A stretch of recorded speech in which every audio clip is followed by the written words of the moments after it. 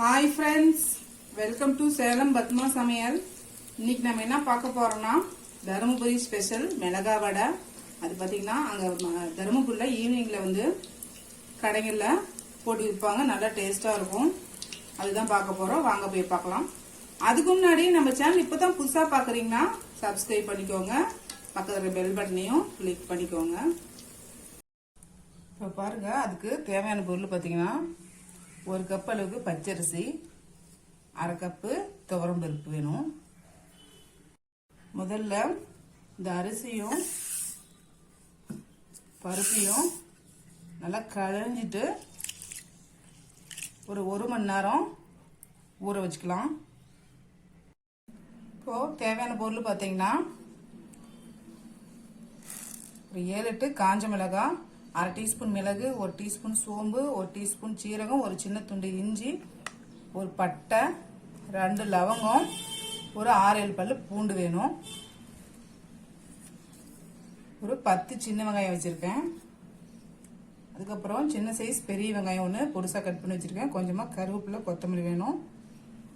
நம்ம ஏற்கனவே ஊற வச்ச இந்த அரிசி பருப்பு 1 மணி நேரம் ஊறி ரெடியா இருக்குது. பாருங்க, மிக்சி ஜார் எடுத்திருக்கேன். இதெல்லாம் நம்ம ஃபர்ஸ்ட் இந்த மிளகாய், பூண்டு, மிளகு, இஞ்சி, பூண்டு எல்லாம் போட்டுடலாம்.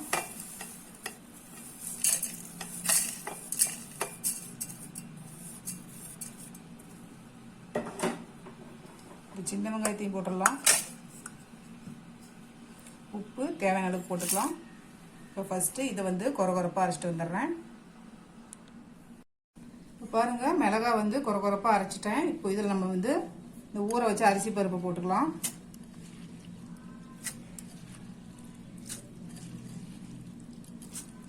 இப்போ இதை கொஞ்சமா தண்ணி ஊற்றி அரைச்சிட்டு வந்துடுறேன். இப்போ பாருங்க, அரைச்சிட்டு வந்துட்டேன் மாவை. இதை வந்து பவுல்ல ஊற்றிக்கலாம்.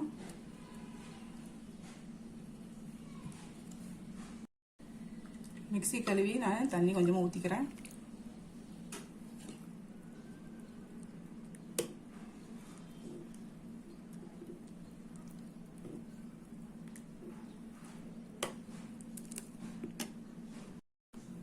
இதில் இந்த கட் பண்ணி வச்சுக்கிற வெங்காயம், கருவேப்பிலை, கொத்தமல்லி போட்டுக்கலாம்.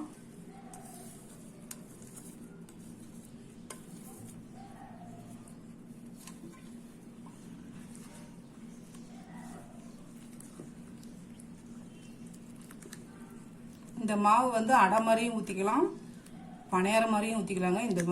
இந்த ஒரு மாவு வச்சு 3 டிஷ் பண்ணிக்கலாம்.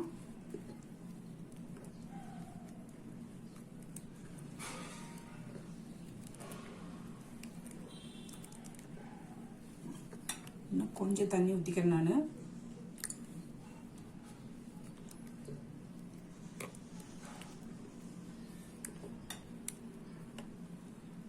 இப்போ பாருங்க, மாவு கரெக்டாக இருக்கு.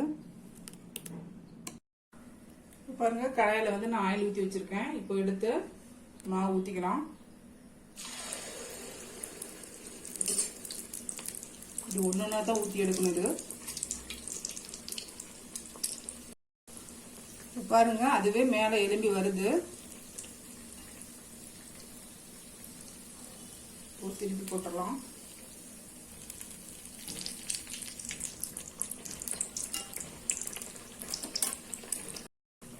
எடுத்துடலாம்.